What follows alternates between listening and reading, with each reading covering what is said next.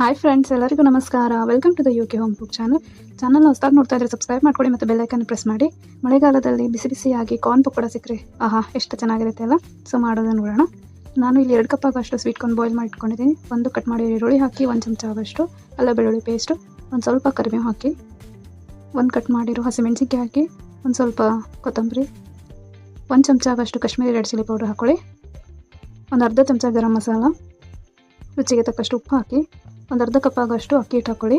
ಅಕ್ಕಿ ಹಿಟ್ಟಿಂದ ಪಕೋಡ ಕ್ರಿಸ್ಪಿ ಆಗುತ್ತೆ. 1 ಕಪ್ ಆಗೋಷ್ಟು ಕಡಲೆ ಹಿಟ್ಟು ಹಾಕ್ಕೊಳ್ಳಿ. ಇದನ್ನು ಚೆನ್ನಾಗಿ ಮಿಕ್ಸ್ ಮಾಡ್ಕೊಳ್ಳಿ. ಈ ಥರ ನೀರು ಬೇಕಂದರೆ ಹಾಕ್ಕೊಳ್ಳಿ, ಇಲ್ಲ ಹಿಟ್ಟಿನ ಥರ ಇದ್ದರೆ ಸಾಕು. ಈ ಥರ ಇವನ್ನು ಕಾಯ್ದ ಎಣ್ಣೆಯಲ್ಲಿ ಡೀಪ್ ಫ್ರೈ ಮಾಡ್ಕೊಳ್ಳಿ.